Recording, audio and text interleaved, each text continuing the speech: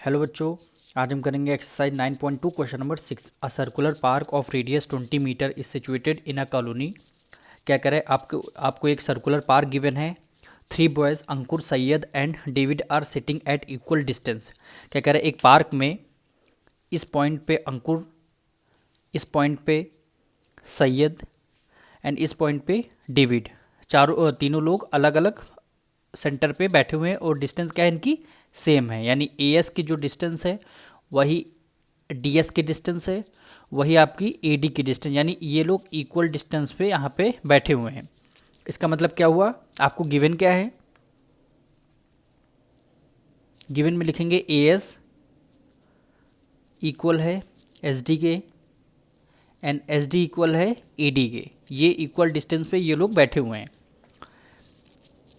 at equal distance on its boundary, each having a toy telephone in his hand to talk each other। यानी ये लोग हाथ में एक टेलीफोन लिए हैं और एक दूसरे से बात कर रहे हैं। आपको find the length of string of each phone, यानी स्ट्रिंग यानी ए एस की आपको डिस्टेंस बतानी है। या इक्वलेटरल ट्रायंगल है, यानी ए एस या एस डी या ए डी में से किसी एक की आपको डिस्टेंस बतानी है। और इसकी रेडियस कितनी दे रखी है, 20 मीटर। तो सबसे पहले यहाँ पे एक आपका पॉइंट होगा, पॉइंट नेमिंग कर लेते हैं ओ ए से लाइन हम ड्रॉ करेंगे, परपेंडिकुलर होगी। यहाँ पे लिखे कंस्ट्रक्शन ड्रॉ, इसको बी मानते हैं, ड्रॉ ओ बी परपेंडिकुलर होगी किसके, एस डी के, एस डी के। तो ये आपका पॉइंट हुआ।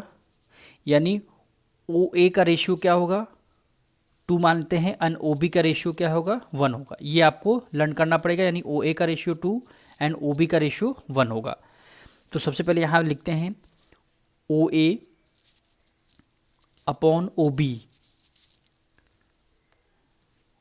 ओ ए की वैल्यू क्या है, 1, 2 हो गई सॉरी, एंड ओ बी की वैल्यू क्या है, 1।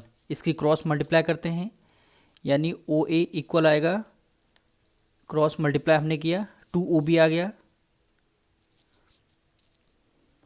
अब ओ ए की वैल्यू हमें पता है, ओ ए की वैल्यू क्या है, यानी रेडियस है, रेडियस की वैल्यू क्या है, 20। तो ओ ए के नीचे हम 20 लिख देंगे, इक्वल टू ओ बी आ जाएगा, यानी 2 इधर मल्टीप्लाई इधर जाके डिवाइड हो जाएगा, 2 1 2 2 1 2 1 0 आ जाएगा। यानी ओ बी की डिस्टेंस कितनी आ गई, 10।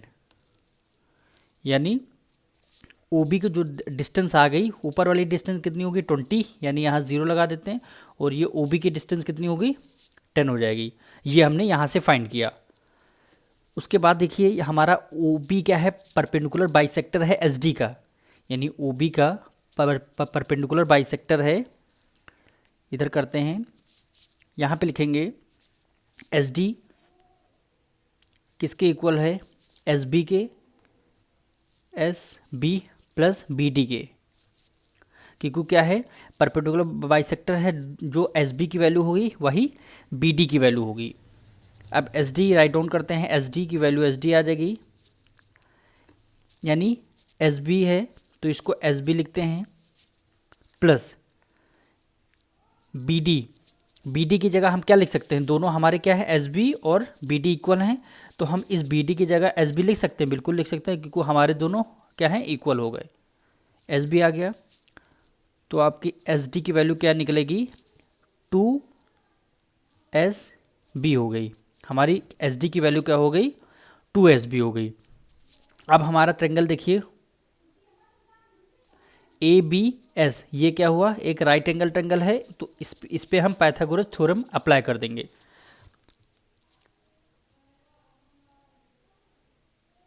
अब पाइथागोरस थ्योरम देखिए हो जाएगा। नेक्स्ट पेज में करते हैं, हम यहाँ पे लिखेंगे by using Pythagoras theorem.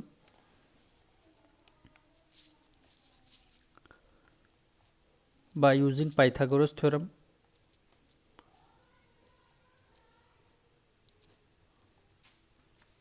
By using Pythagoras theorem. ये क्या होता है, hypotenuse square equal to base square plus perpendicular square. अब हाइपोटेन्यूज स्क्वायर यानी ट्रायंगल ओ यानी ए बी एस की बात कर रहे हैं, यानी हाइपोटेन्यूज स्क्वायर क्या होगा, ए एस स्क्वायर। हाइपोटेन्यूज स्क्वायर क्या हो जाएगा, ए एस का स्क्वायर लिखेंगे, यानी यहाँ पे लिखेंगे ए एस स्क्वायर। बी क्या होता है, बेस। बेस आपका क्या हो जाएगा, यानी क्या हो जाएगा, बी एस, यानी बी एस का स्क्वायर। बेस आपका बी एस का स्क्वायर हो जाएगा, प्लस परपेंडिकुलर स्क्वायर क्या हो जाता है, परपेंडिकुलर स्क्वायर, यानी ए बी की बात कर रहा है। ए बी आपका ये यहाँ से यहाँ तक 20 है, यहाँ से यहाँ तक क्या है 10 है, तो 20 + 10 कितना होगा 30, यानी ये 30 का स्क्वायर हो जाएगा। ये क्या हो जाएगा, 30 का स्क्वायर हो जाएगा। ए एस स्क्वायर को as it is write down किया, प्लस बी एस स्क्वायर।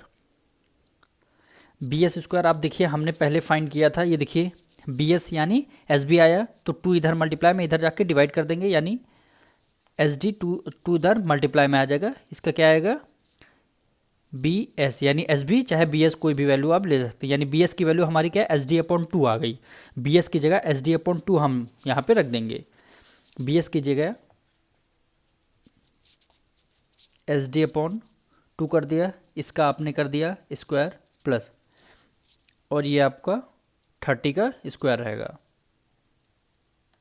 अब इसको सॉल्व करेंगे,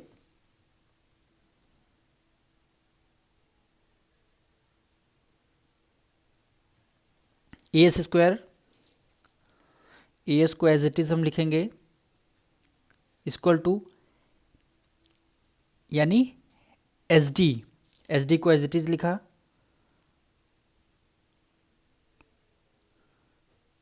अपॉन 2 का स्क्वायर को कितना हो गया 4।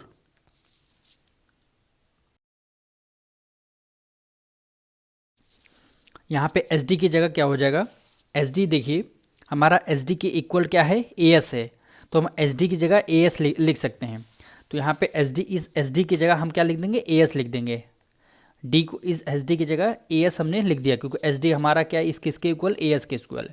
A S square upon plus 3 का स्क्वायर करेंगे 9, और 2 टाइम्स हमारा 0 आ जाएगा। अब इसको सॉल्व करेंगे,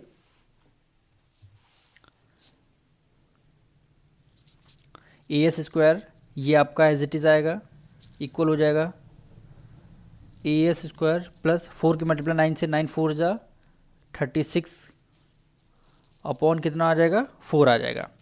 और 4 इधर डिवाइड में इधर जाके मल्टीप्लाई में हो जाएगा, यानी 4 A S square equal to A S square plus 3600 आ जाएगा, यानी 4 A S square minus A वाला ए एस इधर लाएंगे, यानी A S square equal to 3600। 4 A S square में से ए एस स्क्वायर गया, कितना आएगा 3 ए एस स्क्वायर बचा, ये आ गया 3600। अब ए एस स्क्वायर इधर ही रहेगा, इक्वल टू 36 अपॉन 3 इधर मल्टीप्लाई इधर जाके डिवाइड हो जाएगा, 3 × 1 = 3, 3 × 3 3 × 2 = 6, यानी ए एस इधर से स्क्वायर हटेगा, उधर क्या लगेगा अंडर रूट, यानी 1200। जब इसको 1200 से आप इसके आ गया 1200, जब इसको अंडर रूट से बाहर निकालेंगे तो 20√3 मीटर हमारा आंसर आएगा। 1200 तो आप फैक्टर्स निकाल के कॉमन लेके ये नंबर निकाल सकते हैं। अब मिलते हैं नेक्स्ट वीडियो में।